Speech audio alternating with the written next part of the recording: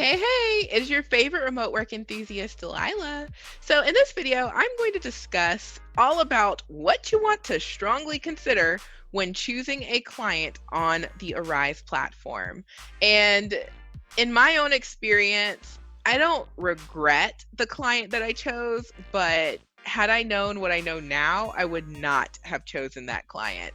And I didn't know any better because it was my first time working with Arise and servicing a client, but now I have hindsight on my side, and I know a lot of you are interested in Arise. So that's why I wanted to put together this mini presentation on different areas to consider when choosing a client, because the last thing any of us want to do is waste our money and our time. And you have to certify with these clients before you can service, and you also have to pay. So money and time is on the line, and you can save yourself a lot of time and a lot of money if you think about these things. So let's go ahead and jump in. But before we do, if you haven't already, please hit the subscribe button and tap the notification bell so you can stay up to date on the latest work from home opportunities I post all the time. And then if you are interested in Arise, I have a couple of other videos that I've done on the company.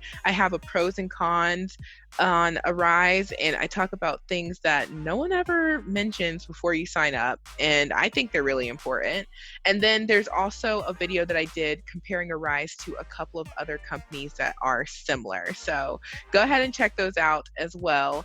And yeah, let's go ahead and jump in. All right, we're just going to go ahead and get going because there is so much I want to say, and I learned the hard way. So learn from me when it comes to choosing a client, because you may end up choosing the wrong one. All right, so these aren't in any particular order, but let's go ahead and start with the training, because on the Arise platform, when you're looking at the overview, one of the areas that I was most concerned about was how long is the training? How long is the certification class? That's where you're learning about the client and you're learning how to service the client. There were trainings that were a month, 2 months, almost 3 months long. And then there were trainings that were shorter. And I decided to choose a training that was short, like 2.5 weeks short. That's pretty quick compared to the other ones. Now, it ended up stretching out to about 3 weeks because it was a brand new client and they were having issues with their system. And I was glad that it stretched out a little bit longer, because short does not mean easy. So yes, if you choose a short training, a short certification class, whatever you want to call it, yes, you start making money faster, but it can also be a setup for failure because short doesn't mean easy. And an example that kind of helps, I guess, explain that, I was working with an energy client, and just to set up a new account, it took 21 steps. I am not exaggerating. It may have been like 23 or 25, and I condensed them. I have my notes somewhere, but it literally took over 20 steps just to get somebody signed up with that energy client. We spent a great deal of that 3 weeks of training rehearsing and practicing all the different places we have to click in the screen and all the different things we have to pull up in the knowledge base and how to sign up this person who's in this area. Woo, it was a lot, okay? And there were people who would get together outside of class and on the weekend in the training rooms to practice this. This is an option that you have. You'll be able to like collaborate with your classmates, but that doesn't change the fact that it's not easy and that there's a lot that you're going to have to get up to speed on in a short amount of time, which means you're going to be stressed out. And even if you're really good at managing stress, you're still going to be stressed out because you've got your homework, you've got your 4-hour classes, or at least my class was 4 hours Monday through Friday. It was from 3 to 7. And then you've got those assessments that you have to pass, and you have to actually be able to retain all of that information. So don't think just because you're choosing a shorter certification class that means it is easy. No, that's not true. On the other side, let's say you go with a longer certification class. Your certification class is not a turnaround. It takes some time. You're in there for a couple of months. It's going to take you longer to earn money, but that time will allow you to develop and retain the information so that you can properly service that client. And it's also important to consider in terms of the nesting period, which is where you're now making money, but they're really, really watching you, and you're not necessarily out on your own, and you're not really out on your own. Watch my pros and cons video if you don't know what I mean by that. So you just want to make sure that you are getting what you need to get so that you can pass nesting and move on to being like a full operating CSP. And it's also important to consider with a longer training, you may be able to get a better return on your investment because you have more of a like setup for success. You're not just trying to, take all this stuff in and then, retain it so quickly like in a short training. You want to consider that.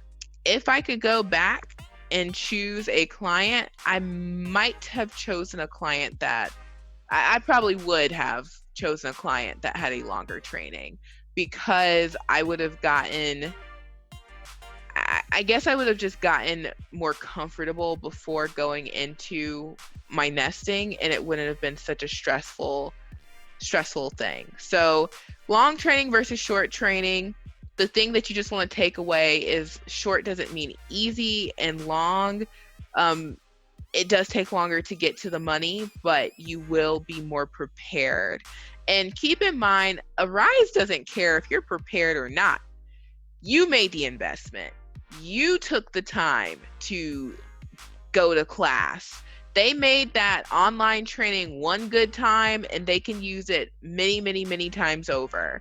So don't think that they are obligated to your success. Your teacher, your instructor in your class will try to help you, but they don't care. There's people in line behind you if you don't get it. And a lot of people never make it through nesting. So that's really important when it comes to training, because that's going to dictate whether or not you can get through nesting. I didn't know how to show this with bullet points, so I chose pictures, okay? You want to make sure that you choose a client that you have an interest in. And I know it's work. Work is work.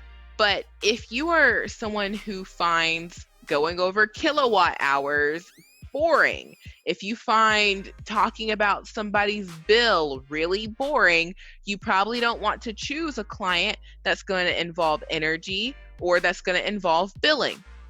There is a difference when it comes to choosing a client. I've talked to people who have serviced several different clients on Arise, and they will say that they love some clients and they can't stand others.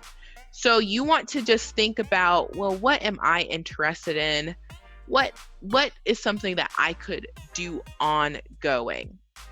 And the difference in a happy, productive CSP or a CSP who, I mean, this picture just kind of looks like she's hearing somebody talk on the phone and she's just heard enough. You don't want to be that CSP. You want to be the CSP who looks like she is really engaged and she is on it and she's enjoying herself. So there's a difference, because this was me. I was on the phone and I was like, why is this man asking me all these detailed questions about his energy bill? That is not this department. And I could have been a much happier CSP had I actually chose an, a client that was not an energy client because I did not care. I probably would have enjoyed the Mickey Mouse client. I like Mickey Mouse. I may have enjoyed the cruise client. I enjoy traveling. I may have even enjoyed the tax client because I really enjoy money. But I certainly did not enjoy the energy client. Okay. So when you choose a client, just choose a client that you have an interest in. And for those of you wondering, why am I calling it an energy client or a Mickey Mouse client or a cruise client or whatever, you can't say the name. So that's just part of their rules. You can't say the name, but we can kind of tell who we're talking about here. So just make sure you choose a client that you have at least a little interest in. I know it's work, but you don't want to choose something just because of the money. Don't do that. Okay, so another area that we want to consider, and honestly, this is probably the most important for us because we're not working for our health, is we want to think about the money aspect. So yes, you want to choose a client you like, and you want to choose a client that you can actually learn what to do to service them properly. But honestly speaking, number one on all of our lists is how much money am I going to make? And things you want to consider are you okay with the pay? That's really important. Are you okay with the pay? Because there's no negotiating. You don't get to say, actually, I think this is worth, okay? There's no negotiating. And keep in mind, you're not an employee. So do not expect raises, even if you've been servicing that client for X, Y, and Z time. Don't expect it. You are entering into a business-to-business opportunity. You are a 1099 contractor. It is what it is. That's what they told me, okay? It is what it is. So just make sure you are happy with that pay and you're not going into it thinking, oh, this is just a starting point. Be prepared for that to be it. So just keep that in mind when it comes to the money. All right, last and certainly not least, our hours. And there are several different areas that we want to consider when it comes to hours. So you want to consider, what are the client hours available? And in the client overview, when looking for an opportunity on the Arise platform, you will be able to see, when does that client operate? Do they operate from 9 to 5? Is it from 6 to 6? Are they a 24/7 client? That's really important because every client has a minimum that you have to meet. For the most part, that minimum is about 15 hours per week. And that was the case for my client. But my client was from 8 to 8, or at least they were supposed to be, but they really changed it. They changed it to 9 to 6. So it was not the same, and I had to come up with a plan B, which I'll talk a little bit more about momentarily. So just make sure that there are client hours that work with when you can service and that you can meet that minimum, as well as get to the hours that you desire. Next, you want to consider, when am I working? Am I interested in working during the weekday or the weekend or both? And there are clients that allow you to service during all of those times. There are clients that demand you service during the weekend, like it's a requirement. And then there are clients where you have to service during the week. There are no weekend hours. And then there are clients that are a little bit of both. You have the weekday hours and weekend hours. You want to think about, when can I service, or when do I want to? Using myself for an example, I did not want to service during the weekends originally. I wanted to do my opportunity Monday through Friday during the typical work week, and I wanted to keep my weekends free. They did not have weekend hours, and that was not a problem when I first started. However, after getting going, I realized it wouldn't be so bad if I had some hours that I serviced early morning on Saturday. It wouldn't make me skip a beat with my weekend, but there weren't hours available. So you just want to consider that when choosing the client, because you never know, you might like it, or you might realize like, okay, I can do this during some other times too. And once you're in that opportunity, you just got to work with what they have. And I had hoped that they would open up the weekend, but they didn't do that. So, just go into it knowing that it is going to be, either weekday, weekend, or both. And consider if you have to work on the weekend. I was open to the weekend, but I did not want to have to work the weekend. Okay, next you want to consider, are there hours for full time? Are there hours for part time? Like, you want to make sure that if you do have room to grow on your end, that there's room to grow on their end. As I was saying, my opportunity was 8 to 8. It actually turned into 9 to 6. And I would have worked more hours if I could, but it just wasn't feasible with my schedule and fitting this in. I was working part-time. So those are things you want to consider, because a rise is a lot of people's part-time opportunity. There are a few people in my certification class who worked traditional jobs, and they were coming home doing the training with the goal of, after I get home at about 3, I can start servicing at about 5 and get some hours in. So you want to just consider that. Do you have something else going on? If you do, will that hinder you from being able to work more hours? And even if that's not the case, are the hours there available? Are there hours available for you to work more? Okay. And then another thing you want to consider is having multiple schedule options. This is kind of a twofold reason. So one of the first examples for why you want to have multiple schedules is if you're working in an opportunity that is really popular, they recommend that you are on the computer like 5 minutes before the hours are released on Starmatic. Starmatic is the scheduling platform on Arise. It's because there are people who are sitting there waiting, refreshing their page, ready to boom, boom, boom, click, click, click, get their stuff in and hit submit. And now they've claimed those hours. The schedule hasn't even been available for a minute, and they've already gotten their hours scheduled because they already had their schedule planned out.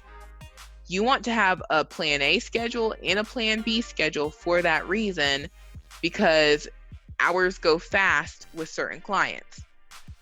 Now, another reason why you want to have a plan A and a plan B schedule is, let's say when looking at the client overview, you decide, hey, I can do this. I can work from 4 to 8 or from 5 to 8. I've got that kind of time every day. But in my example, the client changes things last minute. It's not 8 to 8 anymore. It's 9 to 6. Deal with it. Last day of class. Now I have to figure out, how am I going to get those hours in? I did a Monday through Friday opportunity. I've got to service 15 hours in a week, and I've got something else going on. So you just want to be able to at least have some flexibility in the case you either don't get the hours you originally desired, or the hours you originally desired aren't available for whatever reason. I don't think that's common with clients changing things up, but at the same time, you are servicing the client. The client is not servicing you, and they can change stuff like that because they can, and they don't care. So those are the areas that you want to consider. You want to make sure that the money's right, the hours, you're okay with those, you like the opportunity, and you choose the correct duration of training. Okay, so there you have it. That's what I recommend considering before choosing a client on the Arise platform. It goes beyond just how much money you're going to make or the hours available. You have to be able to show up to work and do your job day in and day out. And you're going to be answering the same questions over and over and over again. So if you have no interest in a certain area, like for example, I could care less about energy, don't choose an energy client. Like, I should not have chosen an energy client. I was really just thinking about the money, and you have to show up every day and answer the same questions over and over again. So it really helps to have somewhat of an interest. I know it's work. Work is work. It's not going to be a party, but if you really just could not care less about kilowatt hours, don't choose an energy client. This is advice for myself. Okay, so hopefully that was helpful, and I will talk to you all soon. Bye. Ready to start working from home but not sure how to get started? Be sure to check out my course, How to Find a Remote Job. In the course, I give in-depth training on how to locate and secure legitimate work from home positions, as well as in-depth resume, interviewing, and onboarding training. I also include the exact resume template that I use to get hired for my remote opportunity. Be sure to check it out.